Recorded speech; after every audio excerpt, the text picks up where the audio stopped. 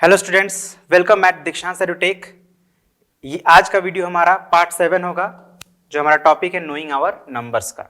ठीक है, तो जैसे कि पार्ट 7 है तो ऑलरेडी हमने पार्ट 6 तक कंप्लीट किया हुआ है और आई एक्सपेक्ट कि आपने उन वीडियोस को देखा होगा। पार्ट 6 में हम लोग क्या कर रहे थे, एक बार आइए देखते हैं। तो बेसिकली हमने ये सारे टॉपिक्स को तो पिछले वीडियोज में कंप्लीट कर लिया है।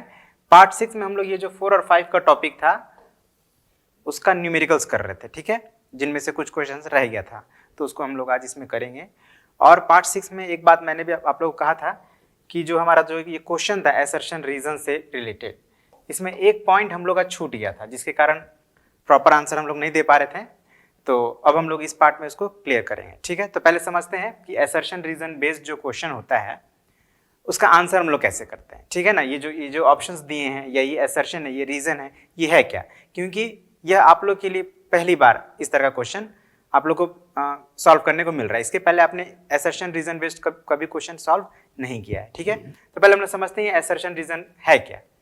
तो देखिए, इसमें होगा क्या कि हमारे पास दो स्टेटमेंट्स होंगे, एक असर्शन और एक रीजन। ये स्टेटमेंट्स है, जैसे हम लोग नॉर्मल स्टेटमेंट इंग्लिश में बोलते हैं ना, this is a boy, he is a student, they are going to market, the sun rises in the east, है ना। तो ये सब क्या है, नॉर्मल स्टेटमेंट्स है। He is going to market to buy some vegetables, तो ये सब नॉर्मल स्टेटमेंट्स हैं। तो उसी तरह से असर्शन और रीजन भी एक स्टेटमेंट होता है, लेकिन इनमें एक रिलेशन होता है।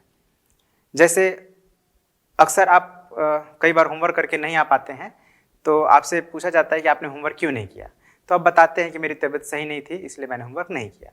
तो यानी एक यहाँ पे स्टेटमेंट ये हुआ है कि आपने होमवर्क नहीं किया, और दूसरा स्टेटमेंट क्या है कि आपकी तबीयत खराब थी। तो ये दोनों स्टेटमेंट जो है वो एक दूसरे से जुड़ा हुआ है। आपने होमवर्क इसलिए नहीं किया क्योंकि आपकी तबीयत खराब थी, ठीक है ना, तो आपने होमवर्क नहीं किया, ये ऐसे असर्शन हो गया, और आपकी तबीयत खराब थी वो उसका रीजन हो गया होमवर्क नहीं करने का। तो उसी तरह से यहाँ पे दो स्टेटमेंट हो गए, एक नॉर्मल स्टेटमेंट दिया होगा और फिर वो स्टेटमेंट क्यों दिया गया है उसके पीछे एक रीजन दिया रहेगा।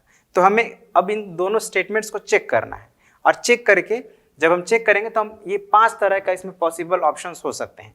अब ये पांचों ऑप्शंस को पहले हम लोग एक एक करके समझ लेते हैं।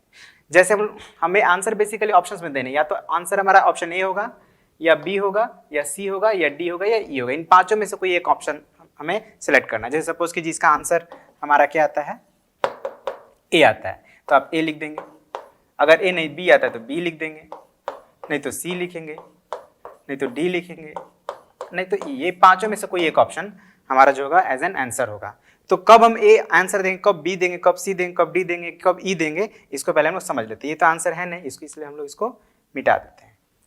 तो ए आंसर कब देंगे, तो जब हम पाएंगे कि हमारा जो असर्शन है और जो रीजन है दोनों ही करेक्ट स्टेटमेंट है, मतलब दोनों बातें सही हैं अपनी जगह पे, लेकिन जो उसका रीजन दिया गया है वो उस असर्शन का करेक्ट एक्सप्लेनेशन नहीं है। जैसे वही है कि आपने कहा कि सर मैंने होमवर्क नहीं किया है क्योंकि मेरी तबीयत खराब थी।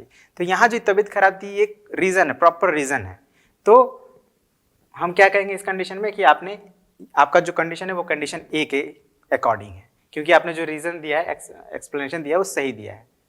लेकिन ऐसा भी तो हो सकता है कि आप कुछ और ही रीजन दे जो कि आपके होमवर्क नहीं करने से कोई मैच ही नहीं करता है। जैसे आप कह रहे हैं कि सर मैंने होमवर्क नहीं किया क्योंकि मुझे भूख नहीं लगी थी, तो ये कोई रीजन नहीं हुआ, है ना। आपने होमवर्क नहीं किया, भूख नहीं लगी थी, उसका कोई रीजन नहीं है, क्योंकि भूख तो जनरली देर सवेर लग भी जाता है ना। आप होमवर्क जब भूख नहीं ली तो भी आप कर सकते थे, और भूख लगी थी तो भी आप कर सकते थे, तो दोनों सिचुएशन में। तो यहाँ पे हमारा जो एक्सप्लेनेशन हुआ वो करेक्ट एक्सप्लेनेशन नहीं हुआ। तो जैसे अगर आपने कहा कि सर मैंने होमवर्क नहीं किया क्योंकि मुझे भूख नहीं लगी थी, तो दोनों स्टेटमेंट एक जगह पे सही हो सकता है, आपको भूख नहीं लगी हो, और ये भी कि आपने होमवर्क नहीं किया, वो भी दोनों ही करेक्ट स्टेटमेंट है। लेकिन जो आपने रीजन दिया कि मुझे भूख नहीं लगी थी, ये होमवर्क नहीं करने का कोई प्रॉपर रीजन नहीं है। तो उस सिचुएशन में हम कौन सा आंसर अपना सेलेक्ट करेंगे, आंसर बी, ठीक है ना। Both assertion A and reason, मतलब दोनों अपनी जगह पे करेक्ट स्टेटमेंट है, लेकिन जो रीजन है is not the correct explanation. आप ही देखिए, आपने होमवर्क नहीं किया क्योंकि आपको भूख नहीं लगी थी, ये कोई रीजन है ही नहीं। भूख नहीं लगी थी ये प्रॉपर आपने सही कहा, आप झूठ नहीं बोल रहे हैं, लेकिन ये आपके नहीं होमवर्क करने का कोई रीजन नहीं है। तो इसीलिए उस सिचुएशन में हम लोग बी को सेलेक्ट करेंगे। अब सी, assertion A is correct but reason R is wrong statement। wrong statement जैसे मान लीजिए मुझे पता लग जाए कि आपका तबीयत खराब नहीं था। आपने कहा कि मैंने सर होमवर्क नहीं किया क्योंकि मेरी तबीयत खराब थी। अब ये बात आपको लग रहा है कि मुझे नहीं पता, लेकिन शायद मैं किसी सोर्स से मुझे पहले ही पता चल गया है कि आपने होमवर्क, आपकी तबीयत खराब नहीं थी, आप झूठ बोल रहे हैं। तो उस सिचुएशन में हमारा क्या ऑप्शन आएगा? ऑप्शन सी, यानी कि आपने होमवर्क नहीं किया ये तो सही है, लेकिन जो आपने रीजन दिया कि आपकी तबीयत खराब थी वो रॉन्ग स्टेटमेंट है। तो उस सिचुएशन में हमारा आंसर होगा सी। और अब ये असर्शन डी, जैसे कि आपने कहा कि आपने होमवर्क किया है, कई बार आप झूठ भी बोलते हैं कि नहीं सर हमने होमवर्क कर लिया है, कॉपी घर पे छूट गया है, ये भी आप अक्सर रीजन देते हैं। तो आपने जो पहले बोला कि आपने होमवर्क किया है वो भी आप झूठ बोल रहे हैं क्योंकि आपने किया नहीं है, और दूसरी बात आप कॉपी लाए हैं लेकिन आप पिटाने के डर से आप उसको बता नहीं रहे हैं। तो इसलिए आपने जो दूसरा स्टेटमेंट दिया कि मैं कॉपी नहीं लाया हूं घर पे छूट गया है, वो भी एक रॉन्ग स्टेटमेंट है। तो अगर आप दोनों बातें गलत बोल रहे हैं तो उस सिचुएशन में जो हमारा आंसर होगा वो होगा आंसर डी। और ई कब होगा? ओ आई एम सॉरी, ये एग्जाम्पल जो मैंने दिया वो ई का एग्जाम्पल एक्चुअली दे दिया, कि जैसे आपने बोला कि सर मैंने होमवर्क किया है लेकिन कॉपी घर पे छूट गया है, और जबकि ना आपने होमवर्क किया है ना आपका कॉपी घर पे छूटा है, आप झूठ बोल रहे हैं, दोनों ही बातें झूठ बोल रहे हैं। तो उस सिचुएशन में हमारा आंसर होगा ई। फिर डी कब होगा? जब आप कह रहे हैं कि answer A is wrong but reason R is a correct statement. अब यहां यह भी हो सकता है कि आपने बोला कि सर मैंने होमवर्क नहीं किया है, आपने कहा कि सर मैंने होमवर्क कर लिया है लेकिन मेरा कॉपी घर पे रह गया है, और हो सकता है सच में आपका कॉपी घर पे रह गया हो और इसीलिए आप ये झूठ बोल रहे हैं कि सर तो चेक कर पाएंगे नहीं, तो मैं चलो झूठ बोल देता हूं कि सर मैंने होमवर्क कर लिया है। तो यहां आपने क्या किया कि आपने झूठ बोला कि आपने होमवर्क कर लिया है, लेकिन आपने ये बात सच बताया कि आपका कॉपी घर पे रह गया है। तो इस सिचुएशन में हमारा जो आंसर होगा वो होगा डी। आई होप आपको बात समझ में आ गया होगा। अब इस चीज को हम लोग, ये जो हमारा क्वेश्चन है असर्शन और रीजन, इस पर हम लोग मिलाकर देखते हैं कि कैसे हम लोग इसका आंसर कर पाते हैं। तो देखिए यहां पे एक असर्शन है कि 5 kg is greater than this number, what will read this number 70 lakh milligram, and reason is 1 kilogram is equal to, इसको आप रीड करेंगे तो ये 10 लाख मिलीग्राम हो जाएगा। तो क्या ये रीजन सही है या नहीं है, इसको एक बार हम लोग चेक करते हैं। कैसे चेक करेंगे? तो यहाँ पे हम लोग रफ कर लेते हैं। जैसे कि आप जानते हैं कि 1 kg इज इक्वल टू 1000 ग्राम, ठीक है, but this is in milligram, तो हमको मिलीग्राम में कन्वर्ट करना है। और आप ये भी जानते हैं कि 1 gram is equal to 1000 milligram.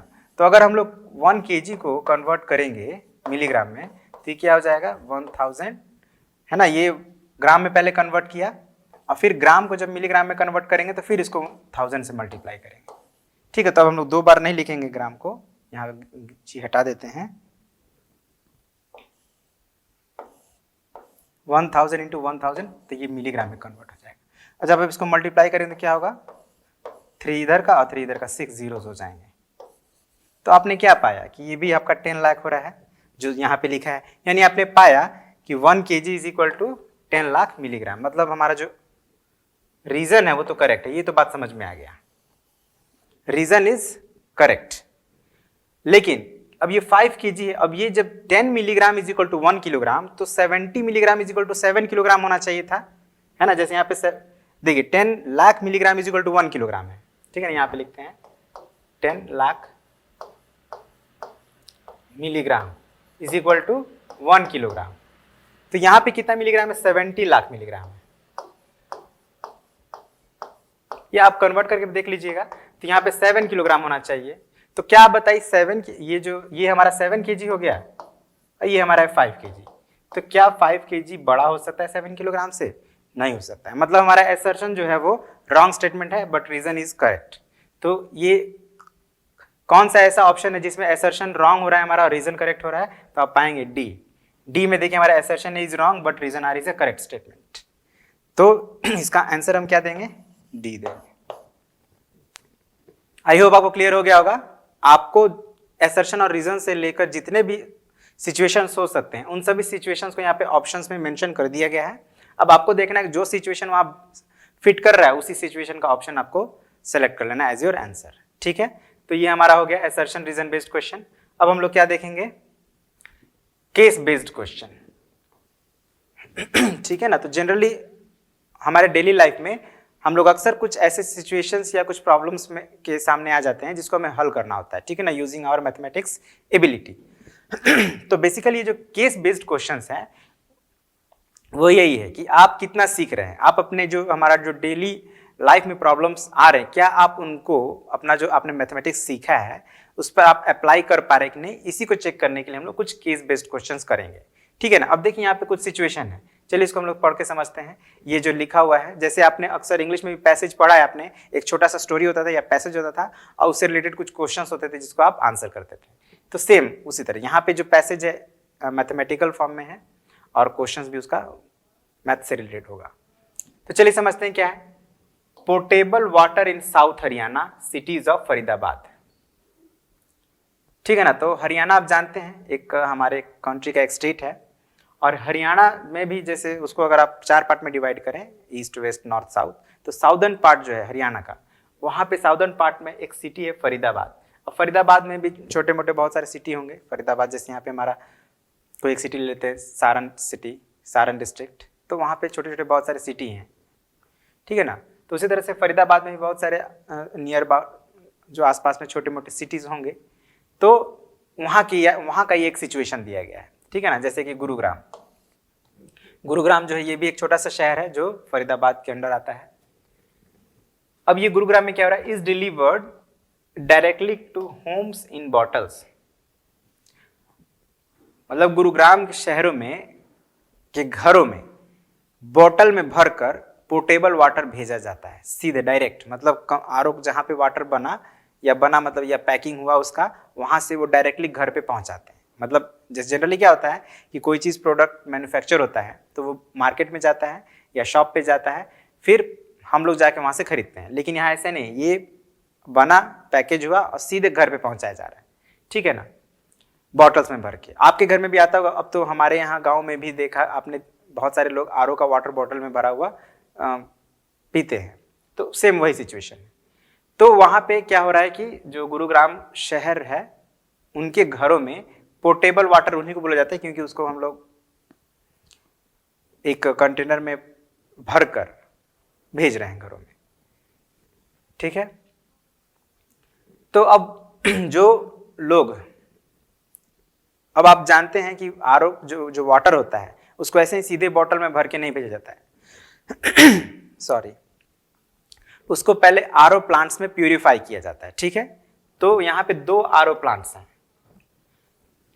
एक जो है वो एट प्लेस पी है ना, पी कोई प्लेस है, ऐसे ही हम लोग एक इमेजिनरी नेम ले लिए हैं, प्लेस पी है जहाँ पे एक आरओ प्लांट लोकेटेड है, और दूसरा प्लेस क्यू जो एक प्लेस है वहाँ पे लोकेटेड है। मतलब 2 आरओ प्लांट है, एक प्लेस पी और एक प्लेस क्यू। जैसे समझ लीजिए यहाँ पे एक पॉइंट है पी और यहाँ पे एक पॉइंट है क्यू, तो एक आरओ प्लांट यहाँ पे है और एक दूसरा आरओ प्लांट यहाँ पे है, ऐसे समझ लीजिए। फिर उसके बाद क्या होता है कि ये आरओ प्लांट्स है, from these plants water is delivered to the 3 societies located at ABC। अब शहरों में भी कई सारे सोसाइटीज होते हैं, तो यहाँ पे 2 सोसाइटीज की बात हो रही है, एक A एक B और एक C। Daily production of water by P and Q are 12,000 kilolitre and 15,000 kilolitre. ऐसे समझ लीजिए P है, यहाँ पे कितना प्रोडक्शन हो रहा है वाटर का, 12,000 किलोलीटर, और Q में कितना हो रहा है, 15,000। ये सब डेटा को कलेक्ट करते चलेंगे हम लोग, तभी हम लोग सॉल्व कर पाएंगे, ठीक है ना। आप कॉपी में लिखेंगे अपना। अब नेक्स्ट उसके आगे का क्या है, तो daily requirement of water of societies A, B and C, ठीक है ना। अब तीनों सोसाइटीज हैं लेकिन तीनों में जो वाटर का रिक्वायरमेंट है वो सेम नहीं है, डिफरेंट है। तो A की रिक्वायरमेंट कितनी है, requirement of A is equal to 8,000 kilolitre, अब B का रिक्वायरमेंट कितना है, 9,000 किलोलीटर, और C का रिक्वायरमेंट 10,000 किलोलीटर, ठीक है। अब रिक्वायरमेंट हमें पता चल गया, ओके। अब आगे का स्टेटमेंट क्या है कि P जो है ये वाला ये P ये 12,000 किलोलीटर प्रोड्यूस कर रहा है, ठीक है। और यहाँ अगर देखा जाए तो ABC तीनों ही सोसाइटी का अगर मिलाकर अगर हम लोग रिक्वायरमेंट की बात करें तो कितना होगा, तो आप जोड़ लेते हैं तो हम लोग कितना हो जा रहा है, 0 0 0 17 27,000 किलोलीटर। मतलब तीनों सोसाइटी का जो नीड है ऑफ वाटर वो है 27,000 किलोलीटर,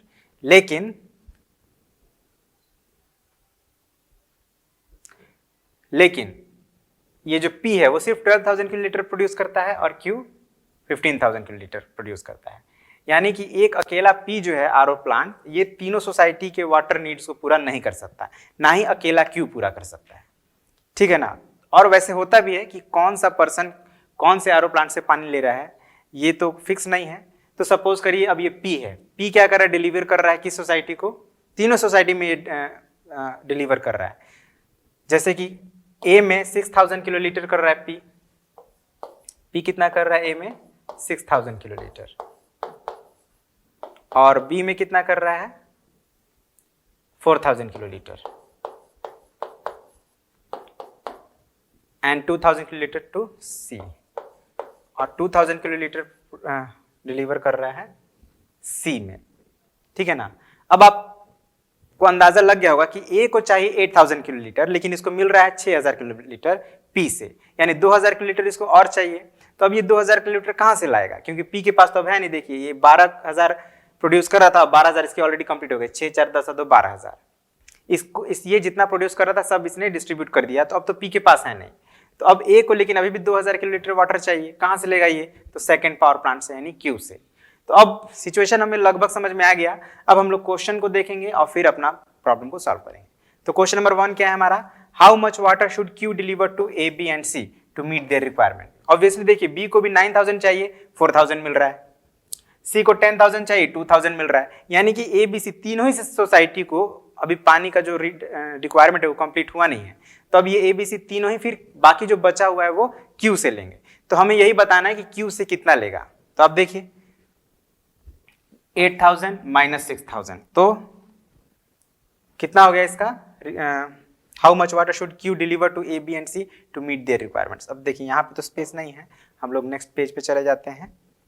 पहला हमारा ये था कि, फिर से देख लेते हैं क्वेश्चन एक बार, how much water should Q deliver, Q जो है कितना वाटर डिलीवर करे A, B, C तीनों को। तो रिक्वायरमेंट ऑफ A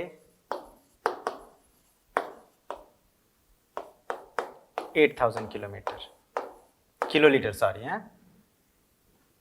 सेकेंड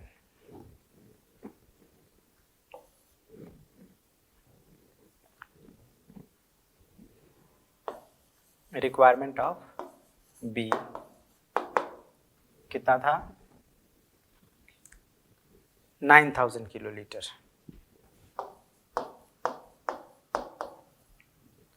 और requirement of C is equal to 10,000 kilolitre. तो चलिए इसको हम लोग कॉमन में लिख देते हैं, गिवन है तो हमें पता ही है, तो दिस इज गिवन। ये जो दिया है गिवन है, ये जितने भी क्वेश्चन है सबके लिए सेम है, ठीक है ना। और क्या दिया है, P production of RO water by P, ऐसे लिखते हैं, थोड़ा स्टेटमेंट चेंज करते हैं। प्रोडक्शन ऑफ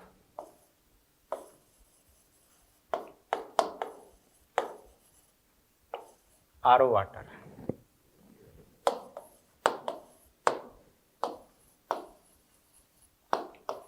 बाई P कितना है 12,000 किलोलीटर, और production of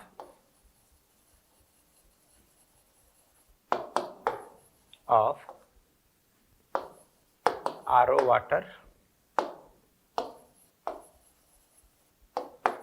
by Q is equal to 15,000 kilolitre, ठीक है। ये गिवन हमने लिख लिया। अब हमारा पहला स्टेटमेंट क्या है, अब पहला में हमें पता है कि A receives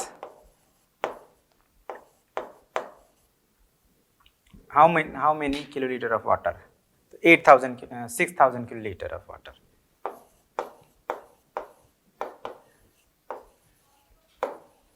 water by P, thus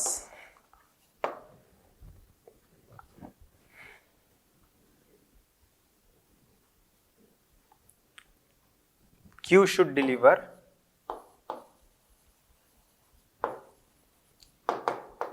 कितना, तो उसकी रिक्वायरमेंट है 8000 और उसे मिल रहा है 6000 इज इक्वल टू 2000।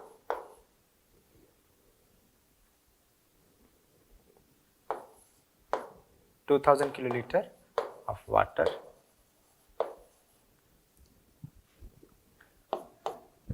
ठीक है, तो उसी तरह से आपको B का निकालना है। B रिसीव्स, सिंस आप सिंस A रिसीव्स, अब यहां पे since B receives how much, B को कितना मिलता है पानी, हमने लिखा था 4000 kilolitre, 4000 kilolitre water by P। Therefore, अब देयरफॉर करके फिर आप B को मतलब Q को कितना उसको डिलीवर करना चाहिए, तो उसकी रिक्वायरमेंट कितनी है B की 9000, रिसीव हो रहा है 4000, तो 9000 माइनस 4000 मीन्स 5000 किलोलीटर। ठीक है, तो इसी तरह से आप C का भी निकाल लेंगे। ठीक है ना, समझ रहे हैं आप, इसके बाद आप खुद करेंगे। मैं यहाँ पे डैश डैश कर दे रहा हूं, आप इसको कंप्लीट करेंगे। अच्छा, नेक्स्ट क्वेश्चन को समझते हैं। If rate of portable water is ₹1 per litre then find the total amount paid to Q। अब Q को कितना टोटल पैसा देना पड़ेगा, तो ऑब्वियसली आपको ये पता करना है Q टोटल कितना डिलीवर कर रहा है। तो आप देखिए P तो अपना टोटल कर दिया, यहां टोटल रिक्वायरमेंट कितना है A plus B plus C की 27000, और इन तीनों का मिला के इनका रिक्वायरमेंट कितना पूरा हो रहा है 12000। चलिए इसको भी सॉल्व करते हैं। Second, total requirement of A, B and C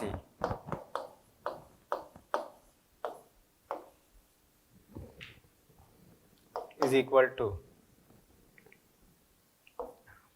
A, B and C is equal to how much? तो A का कितना था requirement 8000 plus 9000 plus 10000, 8000 plus 9000 plus 10000 equals to 27000 kilolitre. इतना रिक्वायरमेंट है तीनों सोसाइटी को, है ना। और total amount received, amount of water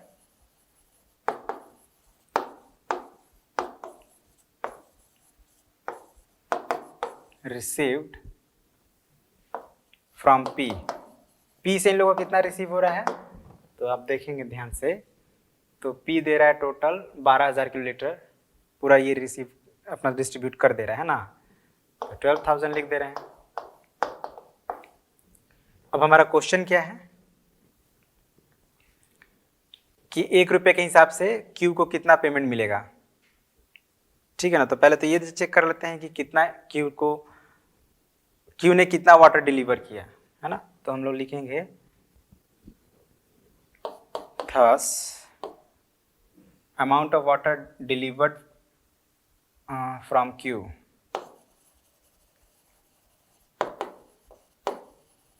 water delivered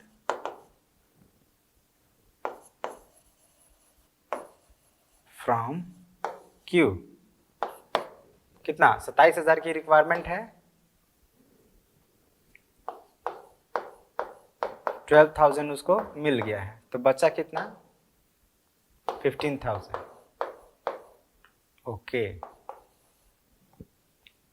15000 kilolitre पानी की रिक्वायरमेंट है, और जो Q है वो 15000 किलोलीटर ही पानी प्रोड्यूस करता है, राइट। यानी कि थस टोटल कॉस्ट या टोटल हमें क्या फाइंड करना है, amount paid to Q, total amount paid to Q is equal to 15000 दे रहा है और ₹1 पर लीटर चार्ज है, तो 1 से मल्टीप्लाई कर देंगे, मतलब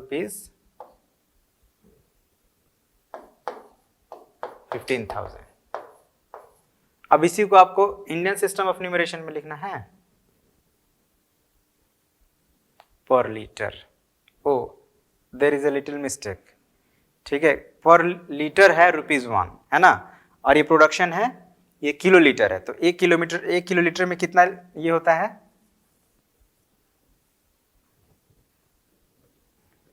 50।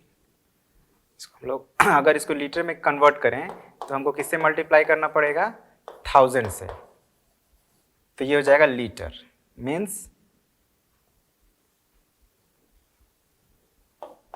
15000000 लीटर, ये इतना हो गया उसका रिक्वायरमेंट।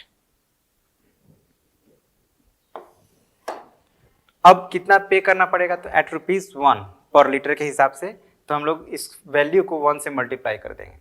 चलिए यहाँ पे स्पेस कम है तो हम यहाँ पे कर दे रहे हैं, ठीक है, 15000000 इंटू 1 मतलब ₹15123456।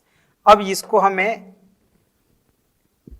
इंटरनेशनल सिस्टम में लिखना है या नेशनल सिस्टम में, इंटरनेशनल सिस्टम ऑफ न्यूमरेशन के अकॉर्डिंग इसका नंबर नेम लिखना है, ठीक है। तो अब आप इसको इंटरनेशनल सिस्टम में रीड करेंगे तो क्या रीड करेंगे, तो ये देखिए हम लोग इसको पहले सेपरेटर यूज करेंगे प्रॉपरली, इसको रीड करना हमने सीखा है ऑलरेडी।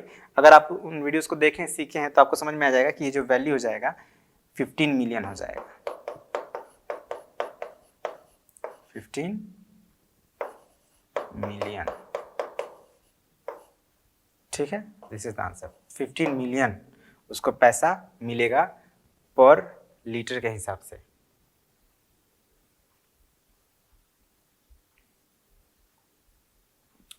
है ना। 15 मिलियन बहुत ज्यादा होता है, कम नहीं है, ठीक है। तो अब हमारा ये सेकंड सॉल्व हो गया, थोड़ा हम लोग थर्ड को देखते हैं। Find the total amount paid to P and write the answer in Indian system of numeration. तो ये बिल्कुल भी क्वेश्चन नंबर 2 के जैसा ही है, तो इसको आप लोग खुद करिएगा। और 4 नंबर क्या है, find the average consumption per family per day if there are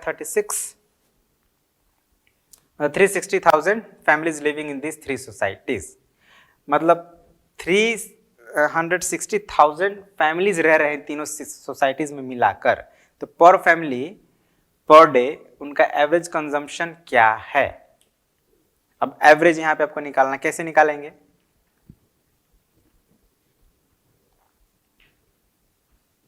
find the average consumption per family per day, पर फैमिली पर डे। अभी हमने क्या पढ़ा कि ये जो है ये पर डे का है या पर मंथ का है, एक बार फिर से पढ़ लेते हैं, कोई कंफ्यूजन नहीं रहना चाहिए। फ्रॉम दिस प्लान,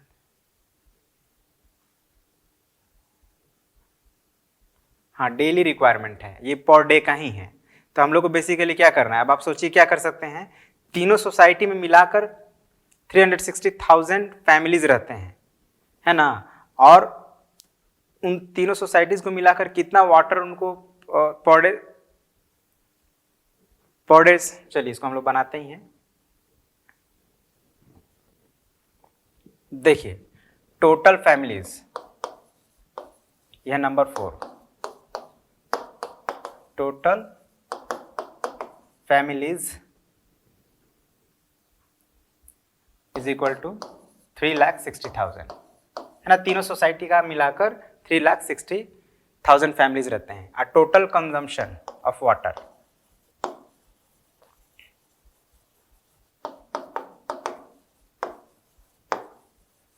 अब देखिए P 12,000 किलोलीटर डिलीवर करता है और Q 15,000 डिलीवर करता है, तो दोनों का मिलाकर कितना हो गया, तो अच्छा वो तो हमने पहले भी ऑलरेडी निकाल चुका था एक्चुअली में, है ना, 27,000 किलोलीटर।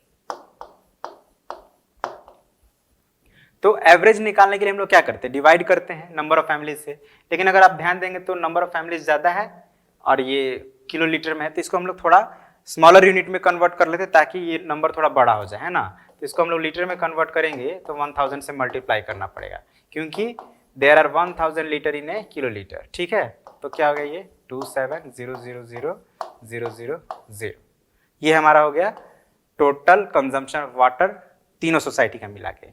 थस एवरेज कंजम्पशन,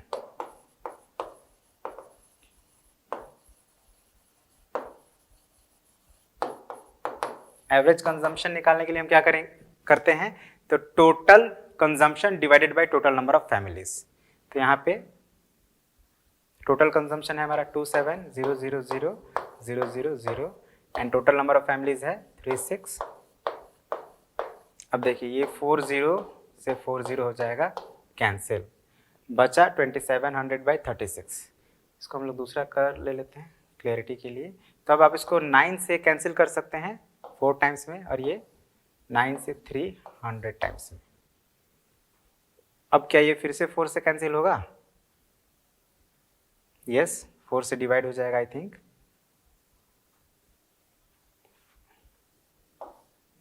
4 7 जा 28 एंड 4 5 जा 20, तो 75, मतलब 75 लीटर इज द आंसर। मतलब ऑन एन एवरेज हर एक family 75 litre of water consume करती है पर डे। ठीक है, तो this is the answer.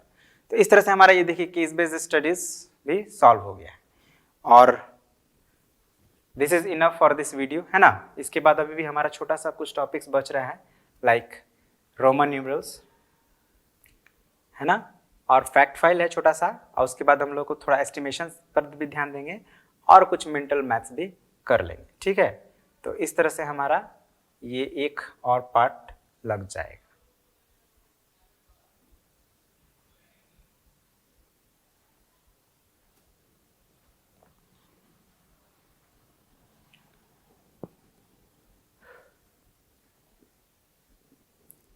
Okay, तो let's end up this video. मिलते हैं अगले पार्ट में, बिकॉज थोड़ा टॉपिक लंबा है, वीडियो लंबा जाएगा। तो मिलते हैं नेक्स्ट वीडियो में। Thank you very much.